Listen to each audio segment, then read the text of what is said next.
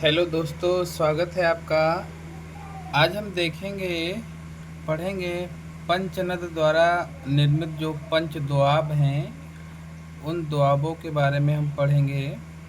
कौन कौन से दोआब पढ़ते हैं, उनके बीच जो ज़मीन है, वो क्षेत्र है, मैदान है, उसको हम क्या बोलते हैं, उसको किस नाम से जाना जाता है, इसके बारे में हम अध्ययन इसमें करेंगे।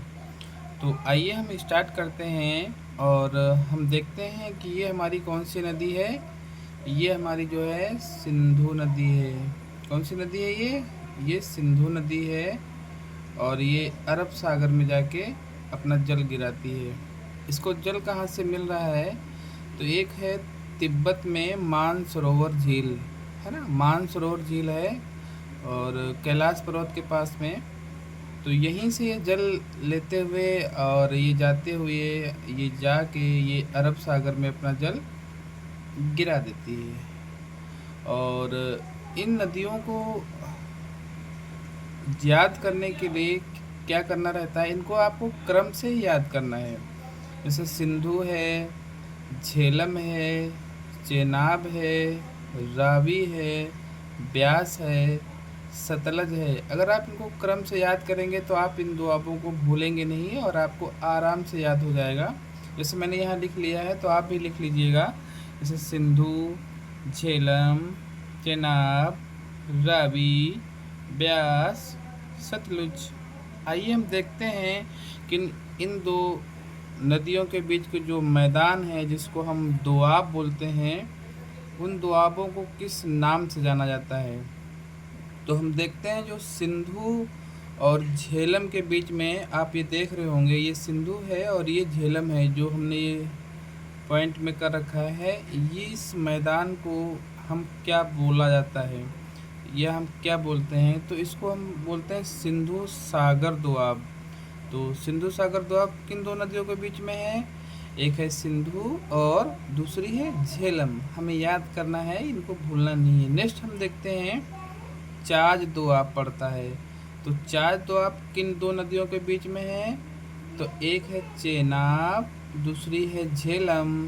चेनाब और झेलम के बीच में कौन सा मैदान पड़ता है, दोआब पड़ता है, तो इसको हम चाज बोलते हैं।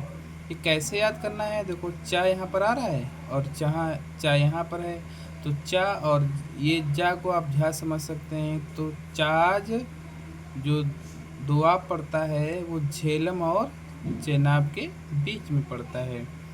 नेक्स्ट हम देखते हैं रेचना दोआब। तो रेचना दोआब किन दो नदियों के बीच में पड़ता है? तो आप देख रहे होंगे, यहाँ पर रा है और यहाँ पर चा है, यहाँ पर चा है और यहाँ पर रा है।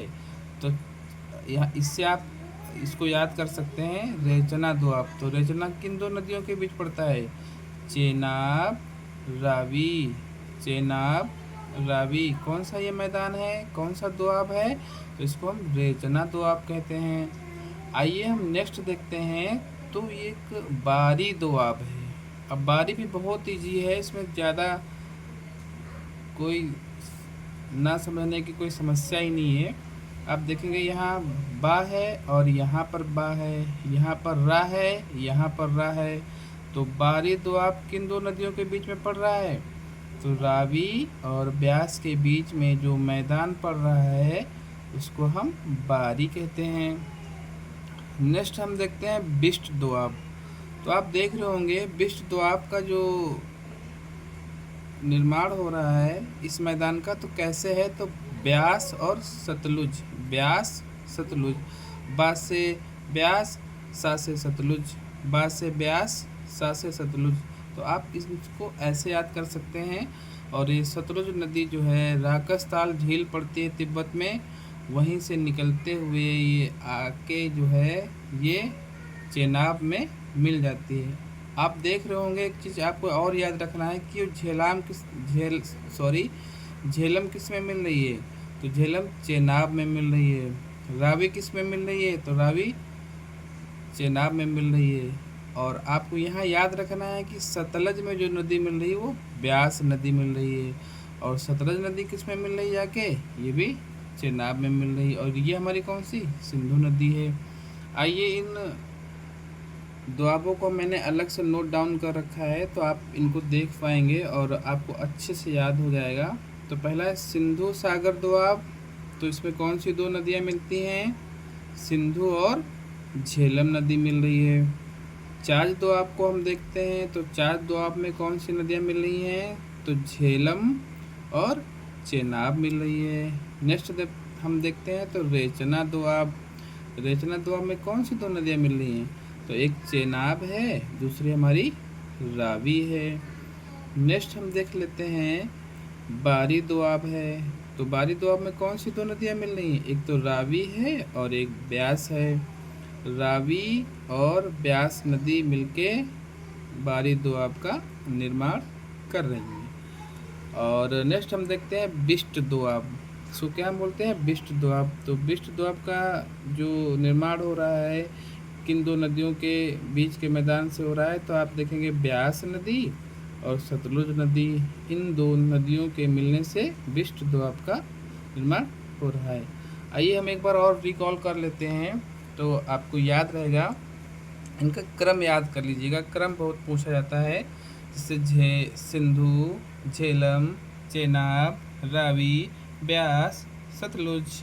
इधर हम देखते हैं सिंधु और झेलम के बीच में जो बन रहा है उसको सिंधु सागर बोलते हैं। झेलम और चेनाब के जो बीच में बन रहा है उसको क्या बोलते हैं? चाज बोलते हैं। रावी और चेनाब के बीच में जो बोल बनता है उसे रचना कहते हैं।